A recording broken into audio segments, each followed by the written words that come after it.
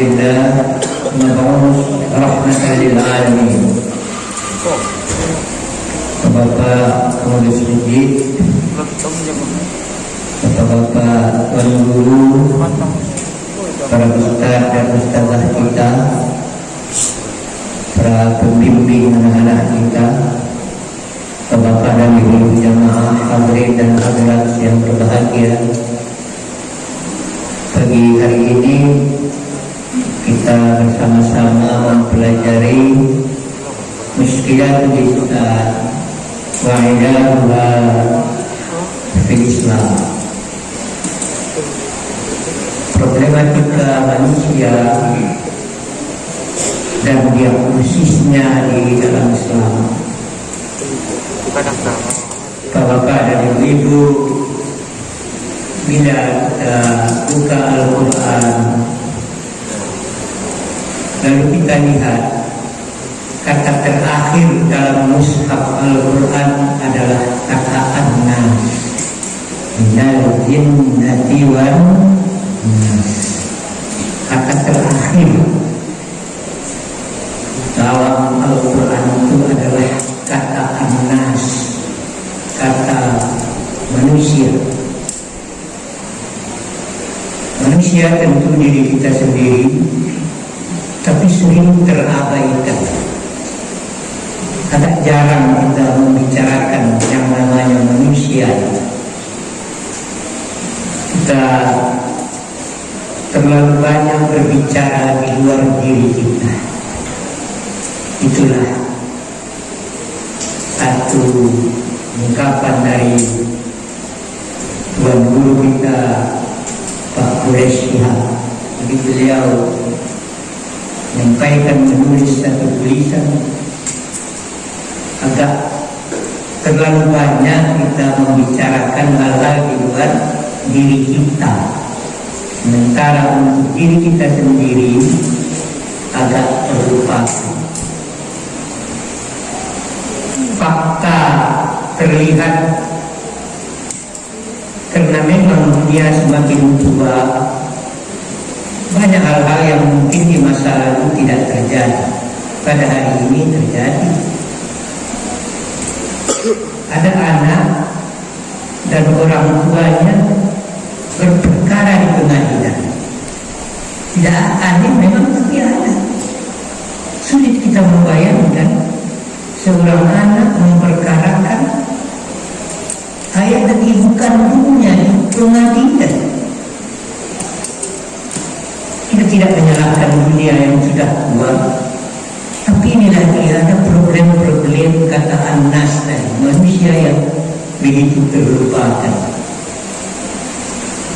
Tidak sedikit orang-orang tua, laki-laki dan perempuan yang berada di panti jompo. Itulah fakta yang tidak bisa dimungkiri, kan? Aneh mungkin, tapi itulah kenyataan. Ada orang-orang tua, entah laki-laki dan perempuan, yang harus tinggal sendiri di rumah. Seluruh anak-anak pergi, dia tinggal sendiri. Tinggalin dari tua. Maka istilah lansia adalah hal-hal yang penuh teka-teki bapak-bapak dan ibu. Berbagai lagi persoalan-persoalan. Ada orang-orang yang diberi Allah nikmat yang banyak, tapi karena dia tidak punya anak, mengangkat anak sembarangan, lalu seluruh harta itu dikuasai anak setelah orang itu meninggal. Aset-aset yang cukup banyak dikuasai oleh anak angkat itu. Padahal kita menyebut Al-Quran 70 bulan Ramadan. Anak angkat sesungguhnya di dalam Al-Quran hanya berhak untuk wasiat, itu pun hanya paling banyak sepertiga. Cepat, sepertiga sulit. Tapi karena konsepsi peraturan dunia, itulah yang terjadi. Maka benar Allah sehingga dia bersumpah di dalam surat Al-Balad, la uqsimu bihadzal balad wa anta hillum bihadzal balad wa walidin wa ma walad. Demi keterkaitan seorang hamba yang namanya anak, seseorang yang namanya ayah atau ibu. Manusia memang makhluk yang mulia. Walaqad karramna bani Adam. Begitu Allah ingatkan kita. Tapi kemana mulia? Kemuliaan itu kemana hilangnya? Kemana hilangnya kemuliaan dasar? Karena Allah itu maha benar dan maha benar. Atau kita yang menanggalkan kemuliaan? Kita tanggalkan kemuliaan yang sudah dipakaikan oleh Allah. Laqad khalaqnal insana fi ahsani taqwim. Betapa banyak ungkapan Al-Quran tentang manusia. Bahasanya saja banyak. Ada an-nas, ada al-insan, ada khairul bariyah, ada as-saqalat saat dia bergabung dengan jin. Ada lagi yang disebut bashar.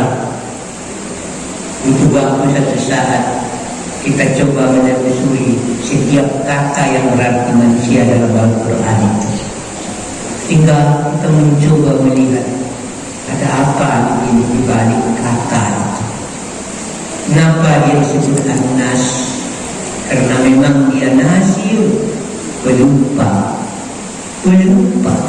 Tidak hanya lupa tentang sesuatu, asbaha mu'minan wa amsa kafira.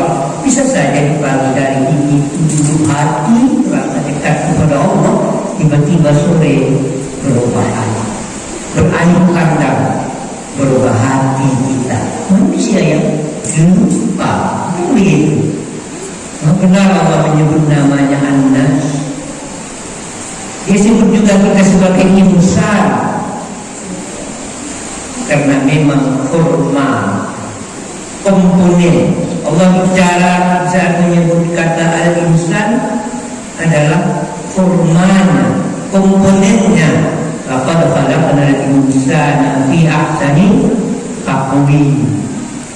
Manusia dengan kurma itu kayak obat, kan ada komponen-komponennya, kan? Dalam ilmu hal-hal yang berkaitan misalnya dengan apoteker atau kan ada forma-forma itu kan di Indonesia pun demikian. Ada forma-formanya yang terdiri dari jasad yang sangat-sangat hina, sumber dari tanah yang menginjak-injak tanah, sudah ada tinggi. Tapi di saat ruh diberikan oleh Allah, digabung oleh Allah dengan ruh, ia menjadi makhluk yang mulia. Untuk penciptaannya pun dipanggil oleh Allah seluruh malaikat, inni ja'ilun fil ardi khalifah. Dipanggil oleh Allah seluruh malaikat. Tidak ada penciptaan yang lain. Menciptakan surga, neraka, bumi, langit, dan segala macam hal-hal yang berada dalam ciptaan Allah di langit dan di bumi tidak dipanggil malaikat atau siapa saja. Dia cukup dengan kun fayakun. Tapi di saat Allah akan menciptakan manusia, dia panggil, inni ja'ilun fil ardi khalifah. Apa mulianya? Allah mengucapkan istilah saat itu lagi. Yang namanya manusia Allah sebut lagi khalifah, pemegang tunggal amanah Allah, pemikul amanah-amanah Allah yang tidak dipikulkan kepada yang lain. Inna rabbal amanata 'ala al-ardh was-samawat fa'abaina. Meskipun ditawarkan kepada langit dan bumi, tapi langit dan bumi bertangan, membana. Tetapi bagaimana manusia memukulnya, walaupun mereka zaluman jahulah, mereka zalim dan tidak mengetahui dengan amanah yang mereka pikul. Apa dalil itu? Karena kita manusia yang tumbuh dari jasad, ada ruh jadi dunia. Maka Rasulullah SAW mengatakan, masalul mu'minin alladzina yadhkuruna Allah kal hayy walladzina la yadhkuruna Allah kal mayyit. Orang-orang yang masih ingat kepada Allah itulah sebenarnya yang hidup, sementara yang sudah lupa kepada Allah mereka bagaikan jenazah.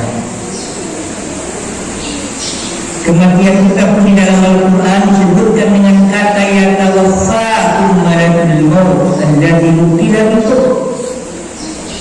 Maka itu syarat-syarat orang dulu ditulis kata wafat. Nah, itu dulu itu wafat. Tidak seperti sekarang meninggal. Jadi kalau anak-anak kita akan membuat batu tulisan ya.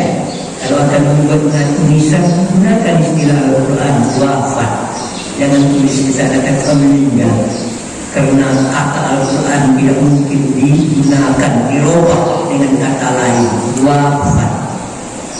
Sempurna itu artinya.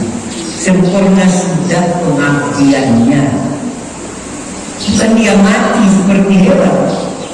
Wala taqulu liman yuqtalu fi sabilillahi amwat. Jangan bilang amwat, jangan bilang mati.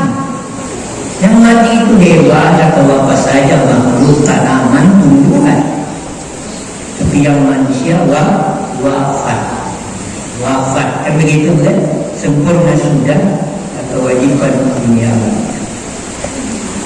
Namun karena dia makhluk yang penuh misteri tadi, maka diperlukan pendidikan. Tidak mungkin dia dibiarkan begitu saja. Akan berubah dia menjadi makhluk lain. Akan berubah dia seperti makhluk lain. Summa radadnahu asfala safilin. Pengabaian pendidikan manusia menyebabkan dia berubah. Maka manusia sesungguhnya kita mulai dari saat dia lahir. Rasulullah SAW azzala al-Husain, Hasan wal Husain, Hasan dan Husain diazankan oleh Rasulullah SAW. Manusia yang baru lahir diberi oleh Allah. Wa ja'ala lakum as-sam'a wal absar. Difungsikan oleh Allah pendengarannya dulu. Jadi baru lahir, kalau dalam Al-Quran mendengarnya, melihatnya belum begitu. Mata udah ada kan, telinga udah ada. Tapi yang mula-mula berfungsi adalah telinga. Maka kata pertama adalah dia mendengar azan itu. Mungkin dari kakeknya, mungkin dari ayahnya, dari pamannya, dari siapa saja yang kebetulan diberi kesempatan untuk itu. Tapi kita mestinya menanamkan niat agar kita diberi kesempatan oleh Allah mengazankan entah cucu kita, entah anak kita, entah siapa saja. Mudah-mudahan saat kita akan dipanggil oleh Allah, dia adalah nanti yang membisikkan la ilaha illallah. Karena dia dengar dulu waktu kecil dia dibisikkan kata-kata la ilaha illallah itu. Maka hati nuraninya dia punya cita-cita. Kita tanamkan, anak-anak kami tanamkan, minta kepada Allah dimanapun Anda berada, beri aku ya Allah kesempatan mengucapkan kalimat terakhir itu pada orang-orang yang mencintai. Istri pun minta kepada Allah agar Anda diberi oleh Allah sebagaimana Aisyah menyampaikan, membacakan la ilaha illallah kepada Rasulullah. Dipanggilannya Rasulullah. Betapa indahnya doa seorang istri. Atau sebaliknya kita sebagai suami, kita yang mengucapkan la ilaha illallah kepada istri kita. Terlalu banyak jasa-jasa mereka untuk kita. Terlalu banyak. Sudah berapa banyak pakaian kita setiap hari yang mereka bersihkan. Karena istri sesungguhnya di dalam Islam, dia punya tekad agar pakaian suaminya tidak diserahkan orang lain untuk membersihkannya. Apalagi pakaian-pakaian tertentu, begitu di dalam syariat Islam. Sebagaimana seorang keluarga, dialah yang akan memandikan jenazah keluarga. Apa hikmah di balik itu? Ada hal-hal yang mungkin tidak perlu orang lain yang melihat. Begitu hebat di dalam masalah. Walaupun dia seorang wanita kaya, tapi dia masih punya tekad agar hal-hal yang berkaitan dengan suaminya akan dia. Itulah dia yang disebutkan dalam hadis Rasulullah bahwa sebaik-baik surga dunia adalah istri yang salihah. Kesalehan tidak hanya diukur dari panjangnya bacaan sholat misalnya, tapi ada nilai-nilai penting. Itulah dia kesalehan itu. Hal-hal yang sesungguhnya itulah dia nilai-nilai kebahagiaan. Banyak hal-hal yang sesungguhnya harus kita wariskan kepada anak-anak kita, baik laki-laki maupun perempuan, yang tidak mungkin mereka peroleh dari orang lain, tapi harus langsung dari ayah ibunya. Inilah dia pendidikan pertama di rumah tangga. Setelah diazankan ibu yang telah melahirkannya, dia diberikan warisan, namanya warisan ibunda Hawa. Ibu-ibu tentu tahu kan, itu istilahnya warisan ibunda Hawa untuk ibu-ibu kami. Dia susukan sekecil ini. Pertama kali dia dengar oleh si anak, kalau tadi dia dengar akidah syahadat, dia dengar dari ibu tersayangnya Bismillahirrahmanirrahim. Apa ada atau tidak air daripada warisan ibunda Hawa itu tidak persoalan. Tapi seorang ibu salihah, meskipun dia masih belum maklum, dia ingin agar si kecil mendengar kata pertama dari mulutnya Bismillahirrahmanirrahim. Ibda bil yamin, dia mulai dari yang di kanan, dia lanjutkan kepada yang kiri. Akan ternukil kata-kata Bismillahirrahmanirrahim pada anak yang baru lahir itu. Mungkin banyak kealpaan masa lalu kita ke depan, mudah-mudahan hal-hal seperti ini saya kira menjadi perhatian kita, karena memang kata Anas tadi kata terakhir di dalam Al-Quran akan jadi hidupnya akan optimis dia. Dengan nama Allah yang Maha Pengasih lagi Maha Penyayang, dia tidak akan kehilangan akal. Meskipun hutang menumpuk, banyak penderitaan hidup, tapi kita tidak akan menjual minuman keras. Itulah orang yang mendengar Bismillah di awal itu, dia yakin Allah punya kasih sayang. Di bawah bumi ini dia yakin ada minyak, di atas bumi ini ada minyak sawit. Kita kaya benar. Kenapa kita kehilangan akal harus membuat pabrik minuman keras terbesar di Asia? Syukur Allah memberi pelajaran. Belum jadi didirikan, maka pulau itu sudah hancur pada hari. Hancur pelajaran. Karena apa? Bismillahirrahmanirrahim terabaikan. Putus asa dalam kondisi hidup susah yang nampak hanya itu. Padahal masih banyak yang harus kita lakukan. Karena kita mampu disuruh menahan, kita mampu tidak makan seharian. Insya Allah 30 hari atau 29 akan kita tahan. Karena kita yakin dengan ucapan pertama yang kita dengar dari ibu dan Bismillahirrahmanirrahim. Jadi besar jalan ada rezeki Allah di mana-mana. Itu kita ikhtiar dan upaya. Maka bapak-bapak dari ibu, kita mohon para muslimah, kenapa harus jualan juga di siang hari? Kenapa harus jualan makanan minuman juga di siang hari? Kayak hantu saya lihat, mukanya tidak terlihat, yang terlihat kaki. Kayak hantu itu kan, tidak nampak orangnya, tidak nampak kepalanya, tapi kakinya terlihat dari luar. Kayak hantu itu kan. Hantu namanya itu kan, tidak terlihat kepalanya kan. kakinya aja yang ada. Ini bergerak-gerak dia. Bayangkan, manusia hantu namanya ini. Kenapa kita mau dari manusia hantu yang terlihat hanya kaki, kan?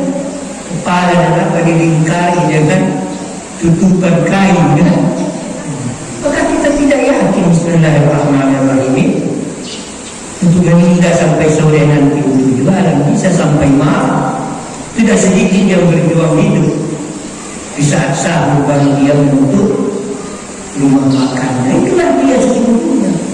Itu dia kehidupan orang yang Bismillahirrahmanirrahim.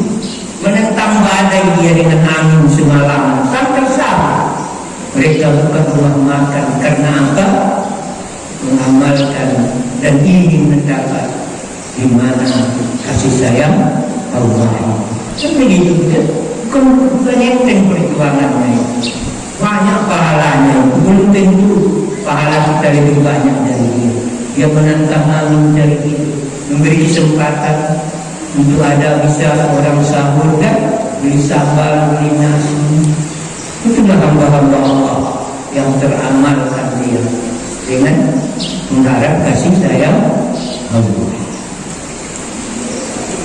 Di hari ke-7 di saat keluarganya mampu dia telah diakikahkan. Kalau tidak di hari 14, kalau tidak di hari 21. Kalau tidak bisa hitung lagi harinya. Boleh setahun, 2 tahun, 3 tahun sampai mati. Tapi jangan digunting rambutnya lagi. Jadi yang digunting itu sampai 21 hari itu aja. Tapi yang kunci ialah umur 7 hari belum punya pencarian apa-apa, belum punya apa-apa dia, masih punya orang tuanya, tapi dia sudah bisa bersedekah, sudah bisa memberi makan orang lain. Bayangkan, 7 hari belum punya apa-apa, dia sudah bisa memberi orang lain. Konon kalau dia nanti punya nikmat yang besar, konon kalau dia masuk dalam catatan 100 orang terkaya di Indonesia. Bayangkan, 7 hari saja umurnya sudah tersebar. Kalau laki-laki sudah 2 ekor kambing disembelih, kalau yang wanita 1 ekor, baru 7 hari umurnya.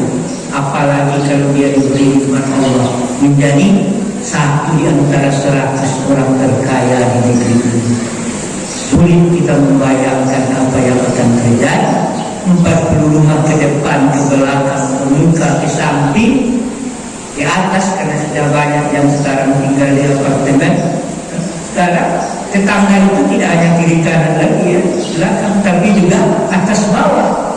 Tidak sedikit apartemennya, kota-kota besar sampai ke 30 juga, 40 tingkat juga. Jadi tetangga. Maka 40 kiri kanan, atas belakang semuanya akan dia santuni. Itulah dia manusia yang diberikan oleh Allah pemaknaan.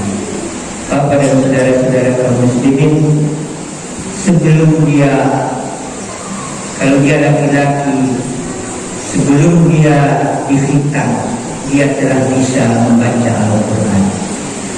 Ini dia. Belajar dari Imam Syafi'i, Al-Bukhari, ulama-ulama besar di dalam Islam. Umumnya kalau Syafi'i 6 tahun sudah hafal Al-Quran, 4 tahun sudah bisa baca Al-Quran. Jadi intinya ialah sebelum anak kita yang laki-laki difitnah, mereka telah bisa membaca Al-Quran. Harapan saya pribadi dan kita mungkin semua, bapak-bapak dan ibu-ibu yang memiliki TK ataupun PAUD pendidikan anak usia ini, tolonglah dikurangi lagu-lagu balon ada 5. Kita ganti-ganti lah. Jangan balon ada 5 terus pecah 1 kan, pecah-pecah terus, akhirnya tak ada yang tinggal.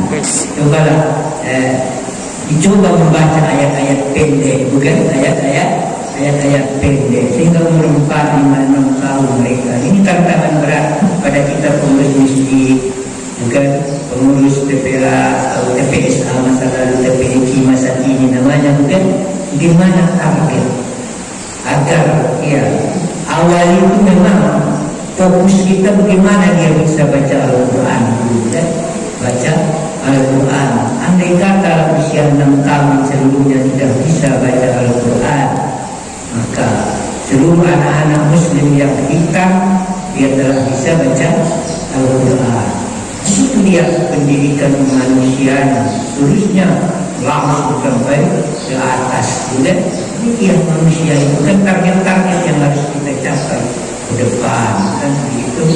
Lalu bagaimana dia sebagai makhluk toh akan hidup dalam berakhir pada ujungnya karena keterbatasan waktu. Sebagai manusia kita disebut makhluk mukhayyar dan mujbar. Mukhayyar ialah manusia, makhluk mukhayyar ialah makhluk yang diberi pilihan.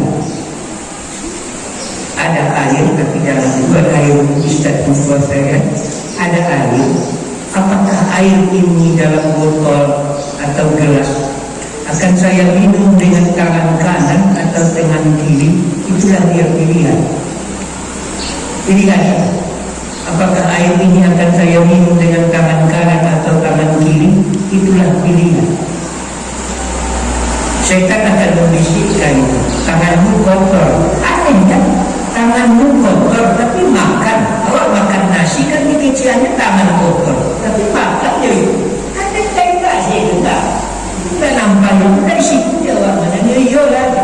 Dia bisikan tangan kotor dia, tapi awak makan ya itu. Aduh kidasnya tangan kotor. Kan tak sih itu. Bapak ibu dan dia bisikan itu dikeciannya tangan kotor sedang makan, tapi awak makan ya itu kotor gitu ya. Antu kita sedang pacitan itu ya. Makanya kita berada dalam pilihan.